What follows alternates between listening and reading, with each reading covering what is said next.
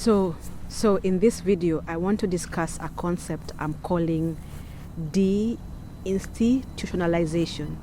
Now, the word deinstitutionalization is used specifically to describe patients being moved from hospital-based care towards community-based care. So, and this is for usually for mental illness patients or mental health patients.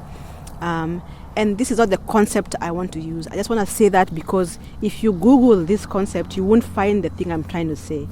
But I'm calling it that because it's a way that I think that medicine or studying medicine or medical school can be more accessible. We are in Kenya. We can't ignore the income brackets or the income bracket that majority of Kenyans fall in. I'm trying to say money is tight for many Kenyans, right? But I don't think that money should restrict you from studying medicine. Some of the best, most empathetic, most skilled doctors I know came from very humble backgrounds and fought crazy odds, right? And if that's the case, how many more didn't qualify? How many more didn't manage, fell through the cracks, qualified, but then got called but couldn't afford it? Cost is very restrictive to medicine, right? To studying medicine, and it shouldn't be. That's why I think education should be free. And I'm not saying all education right now must be free. Of course, the existing systems must go on the way they are, the way they exist. That's beyond my control. But if I was to be asked what I thought the ideal kind of school would be for medicine, is an apprenticeship. No exams, no requirements. I have the list actually, I just don't have it with me. This idea of specifically medical school being free, I am building on a concept by Dr. John Minarsik. Dr. John Minarsik is an American-based pathologist, author, but in my opinion, thought leader on education in the digital space. And I know him because I am a pathologist, and I refer to his content a lot in my practice. Then I found a video just at this time when I was thinking about this concept, when I was coming up with a name and calling it deinstitutionalization. I can't say long words easily. I have trouble with them. That's why I'm saying it like that. So the word is right here. It's going to be like right here. This is the concept I'm saying. And if you Google this word, you'll find something to do with mental health. I'm not saying that. I'm saying medical education should be removed from the institution of a medical school. And not only that, because if you take that concept further,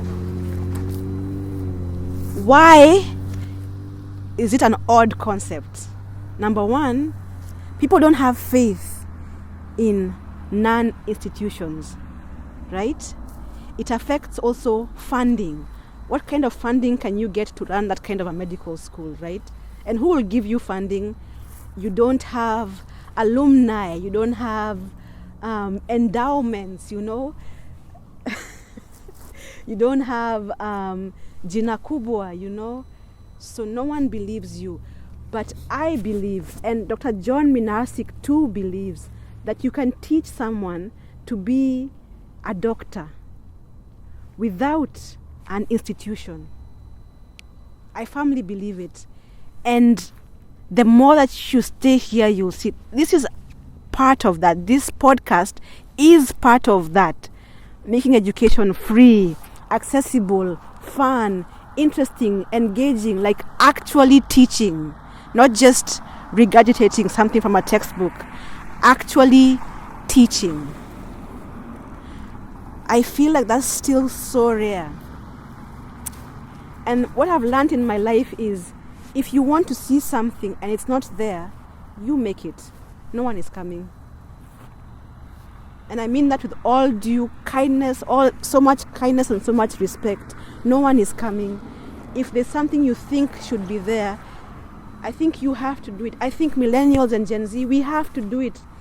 Who will build the kind of world we want? We are upset. Must go. But who will come? If we remove the current institutions, who is going to be there? The building must begin now with what you have. I'm dedicating my time, my effort, my equipment, and it feels good because I know I am meeting my objective, right?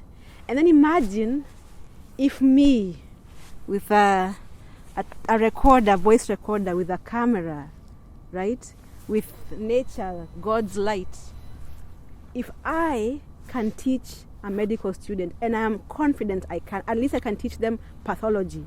I can teach undergrad pathology in my specialty. Now imagine I have a hematologist, a like-minded hematologist, a like-minded, surgeon, right?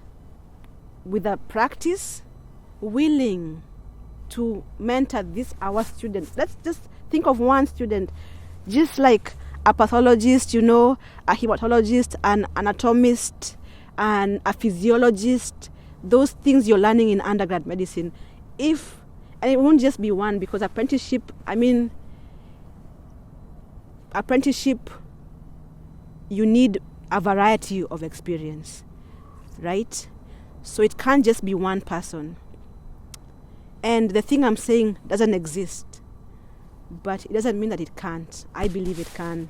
And these are my first tentative steps towards making at least pathology education open source, high quality, and deinstitutionalized.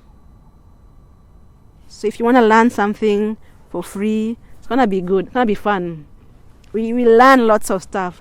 The things I know, I'm willing to share, like everything. I have learned because someone imparted knowledge to me. I may have paid for it, but for the most part, because I believe education should be free, I have sought out free education. So yeah, it's the least I could do. So think about that in whatever field you're in. I challenge you, I encourage you to think about how you can deinstitutionalize, which is also nested within the bigger conversation of decolonization, which we must do. Yeah, we are not post-colonial, we are colonial. Yeah, always ask why, always do your research. And I love you, and I wish you all the best. Whoever is watching this, I truly, truly wish you all the best, and take care of yourself, and I'll catch you on the next one maybe. Yeah, bye.